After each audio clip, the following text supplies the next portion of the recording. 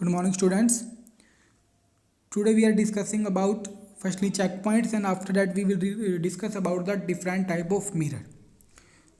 Fill in the blanks. First one, a plane mirror is made by dash one of the faces of glass sheet. तो plane mirror कैसे बनता है? किसी भी glass sheet के एक फेस को पॉलिश करके. A plane mirror is made by polished.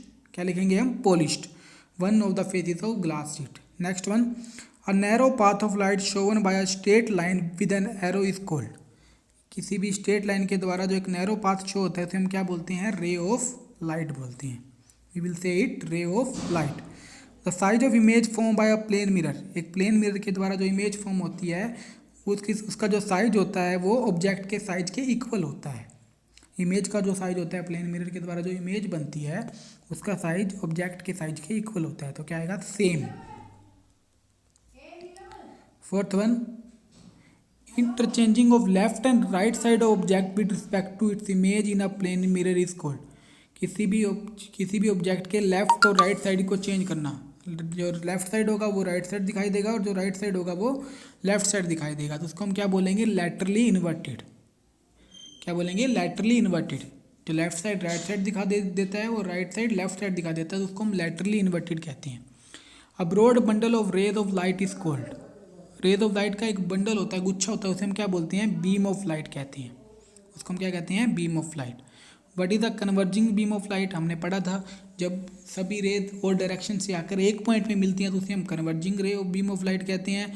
Diverging beam of light means कि एक पॉइंट से रेज और डायरेक्शन में फैलती हैं उन्हें हम डाइवर्जिंग बीम ऑफ लाइट कहते हैं.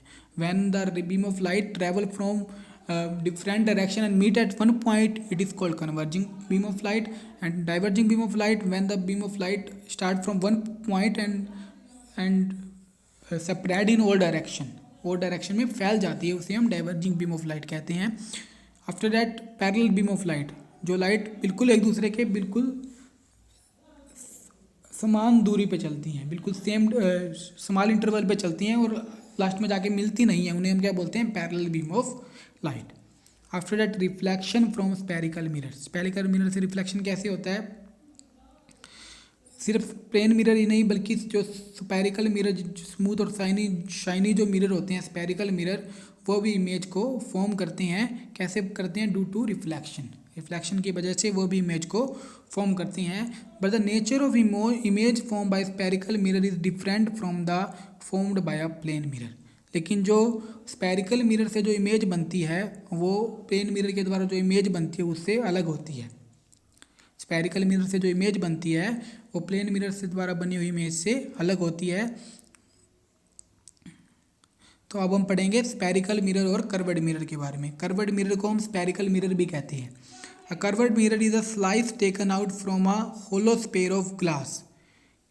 क्या होता है कर्व्ड मिरर? किसी भी एक ग्लास के पीस से एक छोटा सा टुकड़ा ले लिया जाता है, उसे हम कर्व्ड मिरर कहते हैं. And polish silver on one of इस फेस. जैसे प्लेन मिरर में एक साइड पॉलिश होता है वैसे ही कर्व्ड मिरर भी एक साइड से पॉलिश होता है. Since there are two faces of this slice. इस फेसिस में दो स्लाइस होती हैं. Either can be polish. Two different type of curved mirror can be obtain. If the outer surface of the slice from a hollow sphere of glass is polished silver. क्या कह रहा है? If the outer surface of slice from a hollow sphere of glass is polished silver. अगर बाहर वाले slice को अगर polish किया जाता है और inner space has the reflecting surface, उसको हम कॉनकेव मिरर कहते हैं. मतलब कि बाहर का सरफेस तो पॉलिश किया हुआ है, ये बाहर का सरफेस तो पॉलिश किया हुआ है इसमें, लेकिन अंदर का सरफेस जो है वो रिफ्लेक्शन करता है तो उसको हम कॉनकेव मिरर कहते हैं. कॉनकेव मिरर क्या होता है? जिसमें बाहर का सरफेस तो क्या होता है? बाहर का सरफेस तो पॉलिश होता है लेकिन अंदर के सरफेस से रिफ्लेक्शन होता है, उसे हम कॉनकेव मिरर कहते हैं. इसमें क्या होगा? अंदर का सरफेस पॉलिश होगा और बाहर के सरफेस से रिफ्लेक्शन होगा. In a second situation, if the inner surface of the slice from a hollow sphere of the glass is polished silver and the other surface behave as the reflecting surface. मतलब अंदर वाला अगर polish होता है और बाहर वाला reflective होता है तो उसे हम कन्वेक्स बोलते हैं. अगर अंदर वाला रिफ्लेक्टेड होता है बाहर वाला पॉलिश होता है उसे हम कनकेव मिरर कहते हैं. तो ये कन्वेक्स मिरर है, ये कनकेव मिरर है. So parameter of spherical mirror में क्या क्या पार्ट होते हैं? सबसे पहले pole. The geometric centre of the spherical mirror is called the it's pole. जो सेंटर पार्ट होता है किसी भी मिरर का, जैसे कि ये मिरर है तो इसमें यहाँ पे सेंटर पॉइंट जो होगा इसको हम क्या बोलेंगे? पोल बोलेंगे। सेंटर पार्ट क्या होता है? पोल होता है। It is denoted by capital P. इसको हम पी कैपिटल के द्वारा दर्शाते हैं, डेनोट करते हैं। Centre of curvature. The centre of curvature hollow sphere from with the mirror has been taken out. किसी भी स्फीयर से जब इसको मिरर को निकाला जाता है, इसको क्या कहा जाता है? सेंटर ऑफ कर्वेचर कहा जाता है। The centre of the hollow sphere from with the mirror has been taken out. किसी भी स्पेयर का सेंटर जिसमें से मिरर को बाहर निकाला जाता है उसे हम क्या बोलते हैं? सेंटर ऑफ कर्वेचर कहते हैं। It is denoted by capital C. इसको हम कैपिटल सी से राइट करते हैं। प्रिंसिपल एक्सिस क्या होती है? A straight line passing through the pole and centre of curvature of spherical mirror is called principal axis. एक स्ट्रेट लाइन जो किसी भी मिरर के पोल में से पास करती है, बिल्कुल ये पोल होता है ना सेंटर में, पोल से जो लाइन पास करती है उसे हम प्रिंसिपल एक्सिस कहते हैं। A line pass from the pole of the mirror, it is called principal axis. After radius of curvature, the distance between the pole and centre of curvature is called radius of curvature. Centre of curvature और pole के बीच में जो distance होती है उसे हम क्या बोलते हैं? रेडियस ऑफ कर्वेचर कहते हैं। इसको हम कैपिटल आर से डेनोट करते हैं। It is denoted by capital R. After focus, the mid point of the pole and the centre of curvature of spherical mirror is called its focus. जैसे कि एक मिरर है तो इसमें से जो सेंटर में से जो लाइन जाती है उसे हम प्रिंसिपल एक्सिस कहते हैं। ये इसका पोल होता है, ये प्रिंसिपल एक्सिस है। और यहाँ पे क्या होगा? सेंटर ऑफ कर्वेचर, इसका सेंटर ऑफ कर्वेचर, और इनके बीच का जो मिड पॉइंट होता है उसको हम फोकस कहते हैं। सेंटर ऑफ कर्वेचर और पोल्स के बीच का जो मिड पॉइंट होता है उसे हम फोकस कहते हैं। After focal length, focal length क्या होती है? The distance between the pole and the focus. Pole और फोकस के बीच की जो डिस्टेंस होती है उसे हम फोकल लेंथ कहते हैं। The distance between pole and focus of the mirror is called focal length. Focus और पोल के बीच की जो डिस्टेंस रहेगी उसे हम फोकल लेंथ कहते हैं। इसको हम स्मॉल एफ से डिनोट करते हैं। A ray of light travelling from an object by the mirror is called incident ray. किसी भी ऑब्जेक्ट से किसी मिरर की तरफ जो रे आती है उसे हम इंसिडेंट रे कहते हैं।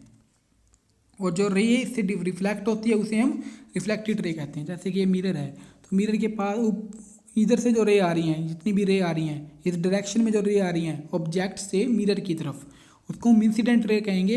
और यहाँ से रिफ्लेक्ट होकर जो इस डायरेक्शन में जाएंगी, वापस जाएंगी, इसको टकरा के यहाँ से वापस जाएंगी जो सी, उसको हम क्या बोलेंगे? उसको हम रिफ्लेक्टेड रे कहेंगे। इसको जिसमें रिफ्लेक्टेड रे स्पेरिकल मिरर्स में इंसिडेंट रे, रिफ्लेक्टेड रे जिससे शो किया जाता है उस डायग्राम को हम रे डायग्राम कहते हैं। जिस डायग्राम के द्वारा रिफ्लेक्टेड रे, इंसिडेंट रे इन सब को शो किया जाता है उसे हम रे डायग्राम कहते हैं। The image form by actual meeting of reflected ray is called real image. Reflected raise के द्वारा जो इमेज फॉर्म होती है जहाँ पे वो एक्चुअल में रेज मिलती हैं, जहाँ पे ये रेज आपस में मिलती हैं, एक्चुअल में मिलती हैं, तो उसे रियल इमेज कहते हैं। और जहाँ पे मिलती नहीं है लेकिन मिलती हुई प्रतीत होती हैं, लगती हैं कि मिल रही हैं, where the image form by reflected rays appears to meet, मतलब कि मिलती हुई दिखती हैं, तो उसे हम बोलते हैं वर्चुअल इमेज। जब रेज रिफ्लेक्टेड रेज आपस में एक पॉइंट में मिलती हैं तो उसे हम क्या बोलते हैं? रियल इमेज बोलते हैं। और जहाँ पे मिलती हुई दिखाई देती हैं रिफ्लेक्टेड रे उसे हम वर्चुअल इमेज कहते हैं। So, since the image formed by plane mirror is virtual, it meaning that it formed by reflected ray appearing to meet at a point. जैसे कि प्लेन मिरर के द्वारा जो इमेज बनती है वो वर्चुअल होती है। वर्चुअल का मतलब कि वो एक पॉइंट पे जाके मिलती नहीं है लेकिन लगता है कि वो मिल रही है। तो यहाँ पे रूल है कुछ। Rule 1, if the incident ray goes parallel to the principal axis its corresponding reflected ray pass through the focus of the concave mirror.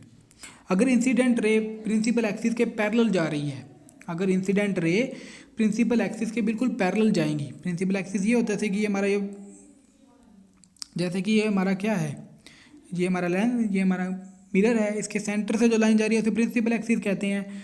और प्रिंसिपल एक्सिस के अगर यहाँ से इंसिडेंट रे पैरेलल आ रही है तो रिफ्लेक्टेड रे जो होगी वो इस इसके पोल से पास, फोकस से पास होगी। हमने पढ़ा था ना, ये बार सेंटर ऑफ कर्वेचर, ये फोकस, ये पोल होता है। तो जब इंसिडेंट रे इसके ऊपर फॉल होगी मिरर से और इसके पैरेलल होगी, प्रिंसिपल एक्सिस के पैरेलल होगी इंसिडेंट रे, तो वो अब वापस ही में इस फोकस से क्रॉस करेगी, वापस में वो इस फोकस से क्रॉस करती है। रूल नंबर 2 क्या कहता है, if an incident ray pass through the focus और comes in the direction of the focus, it's corresponding reflected ray goes parallel to the principal axis of the mirror. अगर incident ray जो होती हैं वो focus से पास होती हैं तो रिफ्लेक्टेड रे जो होंगी वो पैरेलल जाएंगी, जैसे उल्टा है।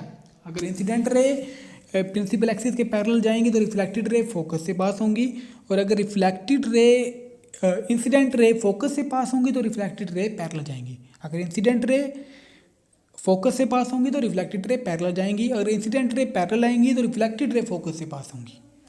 Rule number 3, if an incident ray pass through the centre of the curvature, अगर सेंटर ऑफ कर्वेचर से पास होंगी, same direction of centre of curvature, it's corresponding reflected ray goes back in the same direction. अगर जिस direction centre of curvature की direction से आ रही है तो उसी डायरेक्शन में वापस चली जाएंगी reflected ray without showing any change in its path. मतलब कि जिस पाथ से इंसिडेंट रे आएंगी उसी पाथ से रिफ्लेक्टेड रे भी चली जाएंगी। So this you will read. Okay students, so up to here you will read today. Thank you.